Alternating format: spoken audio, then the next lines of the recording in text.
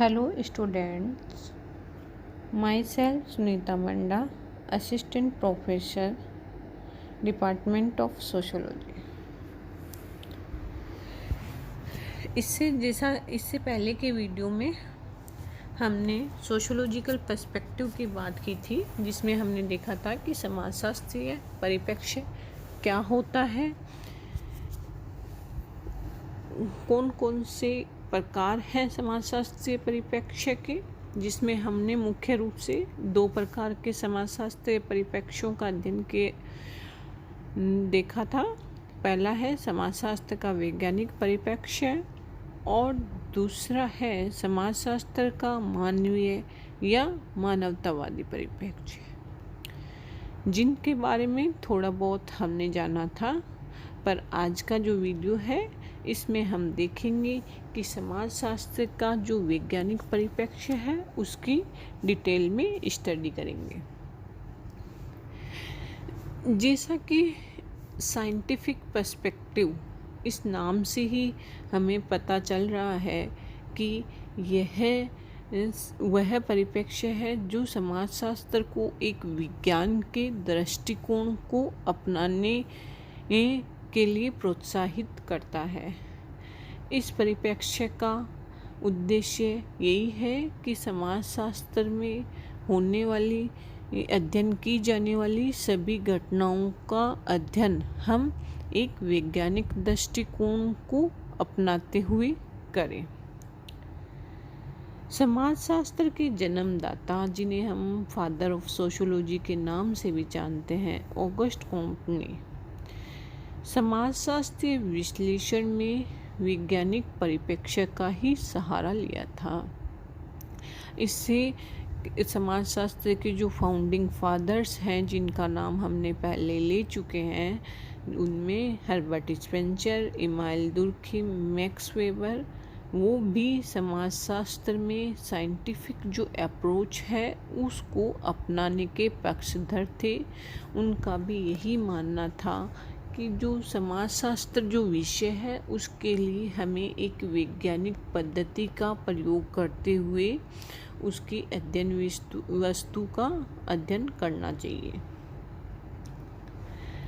जो वैज्ञानिक परिप्रेक्ष्य है उसके जो पक्षधर जो विद्वान हैं उनका मानना है कि मानव का व्यवहार कुछ निश्चित नियमों और गतिविधियों और प्रविधियों के ही अनुसार हमारा संपन्न होता है। इसमें बहुत ज़्यादा हम अंतर नहीं देखेंगे। लोग समान परिस्थितियों में समान रूप से ही व्यवहार करते हैं, उनका यह मानना था।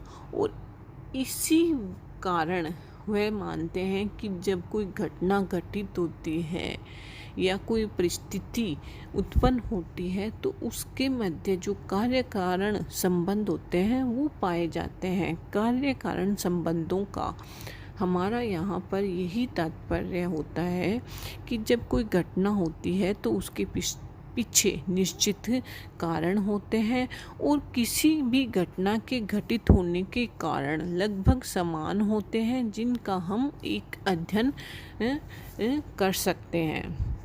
और किसी कार्य के होने के परिणाम स्वरूप समान परिणाम आने की परिस्थितियां समान होती है। इसके संबंध में जब हम कार्य कारण संबंध पाए जाते हैं तो उसके आधार पर हम पूर्वानुमान लगा सकते हैं, हम भविष्यवाणी भी कर सकते हैं। विभिन्न विद्वानों जैसे ऑगस्ट कॉम्ट ने जब वैज्ञानिक परिप्रेक्ष्य अपनाया तो उनके द्वारा जो सिद्धांत प्रतिपादित किए गए उनमें वैज्ञानिक दृष्टिकोण भी परिलक्षित होता है। जैसे ऑगस्ट कॉम्ट के द्वारा पॉजिटिविज्म का जो सिद्धांत दिया गया, जिसमें हम वैज्ञानिक पद्धति को के अध्ययन के माध्यम से किया गया 3 लॉ ऑफ स्टेजेज है, वह भी ऑगस्ट कॉम्ट के द्वारा जो दी गई, उनमें भी वैज्ञानिक जो परिप्रेक्ष्य है वो है पूर्णतः झलकता है। दुर्खिम द्वारा अपनाए गए अध्ययन कौन जैसे कि डिवीज़न ऑफ लेबर, सुसाइड, जिसमें भी उनके द्वारा वैज्ञानिक जो तरीके थे उनका प्रयोग किया गया, समस्याओं को परिभाषित किया गया, उनकी परिकल्पना व उपकल्पना बनाना, समस्या को कैसे हल किया जाना है, उपकल्पना की हमें कैसे जांच करनी है, उसके परिणामों और निष्कर्षों को हम किस प्रकार निकालेंगे और उनका विश्लेषण करेंगे। यह सभी प्रकार के वैज्ञानिक पद्धतियों को अपनाते हुए दुर्खिम ने अपने कार्य कारण संबंधों पर विशेष जोर दिया और वैज्ञानिक दृष्टिकोण को स्पष्ट रूप से प्रमाणित भी किया। मैक्स वेबर ने भी अपने ब्यूरोक्रेसी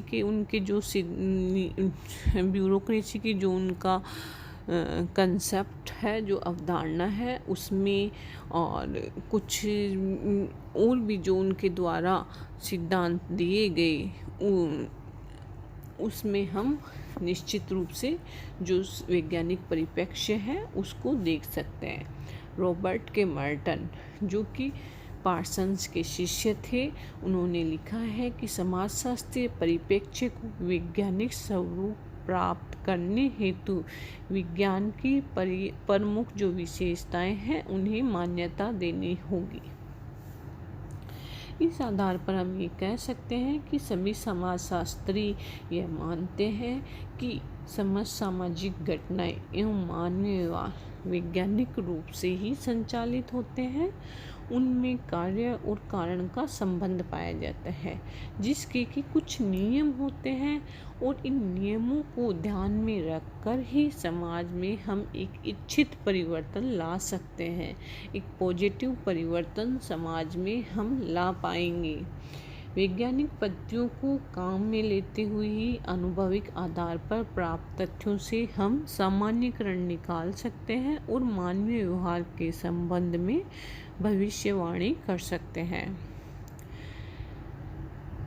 जब वैज्ञानिक परिप्रेक्ष्य काफ़ी समाजशास्त्र में काफ़ी समय तक रहा भी, सोरोकिन ने 1952 से 1965 के बीच समाजशास्त्र के क्षेत्र में असंख्य अनुसंधान कार्य हुए तथा तथ्य विश्लेषण व आनुभविक अनुसंधान हेतु नवीन पद्धतियों का विकास भी हुआ। उनका यही करने का तात्पर्य था कि समाजशास्त्र में हम निश्चित रूप से पद्धति शास्त्र पर आवश्यकता से अधिक जोर दे रहे हैं, और जिसकी सर्वप्रथम बर्जर ने काफ़ी आलोचना की, और समाजशास्त्री उनका मानना था कि समाजशास्त्री अपने विषय से दूर चले गए हैं और वे मानव समाज के अध्ययन पर पूरी तरह ध्यान देने की बजाय उन्हें लगा कि वह पद्धति को अपनाने में अधिक उलझ गए हैं, उसकी बारीकियों को समझने पर अपना ध्यान अधिक केंद्रित कर रहे हैं, और इसी के परिणाम स्वरूप वैज्ञानिक परिप्रेक्ष्य के विरुद्ध आवाज़ें उठने लगी और एक नए दृष्टिकोण से समाजशास्त्रियों द्वारा समाज को समझने का प्रयास किया जाने लगा, जिसे हम मानवतावादी परिप्रेक्ष्य कहते हैं।